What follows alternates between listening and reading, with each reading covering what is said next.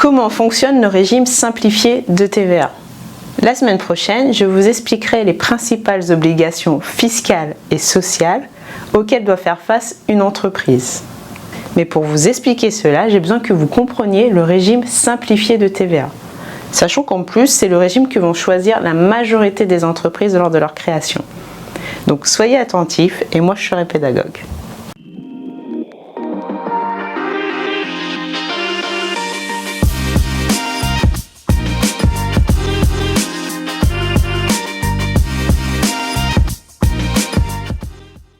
Je suis Solène Coriol, expert comptable, commissaire aux comptes, coach pour entrepreneurs. Je dirige 2 sociétés, Koi Coaching qui est une société d'accompagnement à la création d'entreprises et Koi Finance qui est une société d'expertise comptable qui met l'accent sur la proximité client. Vous le savez, pour moi, l'entrepreneuriat est l'une des plus belles aventures du monde. C'est un excellent moyen de se révéler aux autres et à soi-même. Pour contribuer à cette aventure, c'est important pour moi de partager avec les chefs d'entreprise ambitieux mes connaissances d'expert comptable en finance d'entreprise, en fiscalité, en ressources humaines. Cette semaine, on est sur le volet fiscalité. Dans l'une de mes précédentes vidéos, je vous ai expliqué comment fonctionne la TVA. Si ce n'est pas déjà fait, je vous invite vivement à la consulter pour bien comprendre la suite. Cette semaine, on va revenir plus spécifiquement sur le régime simplifié de TVA. Alors, encore une fois, cette vidéo ira à l'essentiel pour s'adapter à votre planning. Si vous souhaitez plus d'astuces et de conseils, pensez à vous abonner à notre newsletter. Le lien est dans la description. Dans ma précédente vidéo, je vous ai expliqué qu'une entreprise pouvait être en franchise en base de TVA ou payer la TVA mensuellement, trimestriellement ou annuellement. Le régime simplifié de TVA correspond à la version annuelle.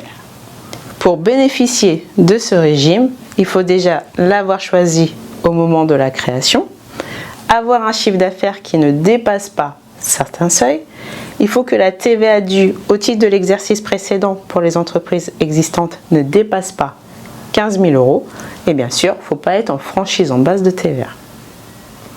Je précise également que vous allez choisir votre régime de TVA lors de la création, mais vous pouvez tout à fait choisir en cours d'existence en adressant un mail aux impôts. Comment fonctionne le régime simplifié de la TVA? Il y a 2 acomptes et une déclaration annuelle en fin d'année. Au 15 juillet, l'entreprise va payer un acompte qui représente 50% de la TVA due au titre de l'exercice précédent. Au 15 décembre, elle paye un 2e acompte qui représente 40% du montant de la TVA due. Et ensuite, dans les 3 mois de la clôture, 15 du mois suivant, elle va établir la déclaration récapitulative qui reprend la TVA de toute l'année sous déduction des acomptes déjà payés. Je vous ai dit que la déclaration récapitulative était faite dans les 3 mois de la clôture de l'exercice, 15 du mois suivant. Les entreprises qui clôt leur exercice fiscal au 31 décembre ont un délai supplémentaire de 15 jours puisqu'elles sont jusqu'à début mai pour déposer cette déclaration. C'était le cas pour une entreprise existante.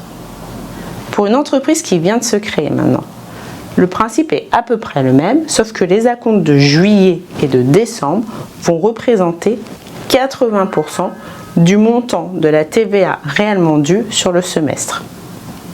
Et on aura toujours la déclaration de régularisation dans les 3 mois de la clôture, 15 du mois suivant. Petit piège pour les entreprises qui viennent de se créer et qui ont un premier exercice de plus de 12 mois. Il va y avoir une déclaration intermédiaire à faire pour la période qui va de la création de l'entreprise au 31 décembre. Je vous montre. Pour bien comprendre, vous devez juste retenir 2 choses. Toutes les entreprises versent un acompte en juillet, un acompte en décembre et les entreprises qui clôturent au 31 décembre font une déclaration de régularisation tout début mai de l'année suivante. Imaginons que je crée mon entreprise en juillet 2021 et clôture en juin 2022. Ce qui se passe, c'est que les impôts ont obligatoirement besoin d'une première clôture virtuelle à fin décembre 2021. Donc, je vais payer mon acompte en décembre. Je vais faire une clôture virtuelle pour la période juillet à décembre que je vais déclarer en mai 2022.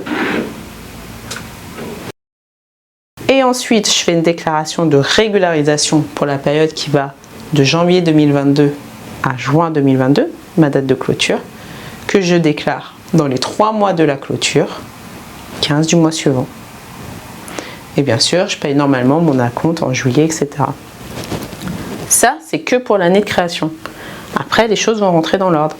Un acompte en juillet, un acompte en décembre, ma déclaration de régularisation dans les 3 mois de la clôture, 15 du mois suivant. Voilà, j'espère que cette vidéo vous a permis de mieux comprendre le régime simplifié de TVA. Si vous le souhaitez, vous pouvez m'envoyer un mail à communication@coy-finance.fr. Si vous souhaitez recevoir plus de conseils et d'astuces, pensez à vous abonner à notre newsletter ou à télécharger l'un des guides. Le lien est dans la description. Petit rappel sur notre deal. Je continue à animer ces vidéos par passion pour l'entrepreneuriat et parce que j'aime partager avec les chefs d'entreprise ambitieux mes connaissances d'expert comptable en finance d'entreprise, en fiscalité, en ressources humaines. Et vous, c'est que grâce à vous que cette chaîne peut vivre. Continuez à faire ce que vous faites, continuez à m'indiquer en commentaire les sujets que vous aimeriez que je traite. Je vous remercie, pensez à vous abonner, à activer les notifications et je vous dis à très vite.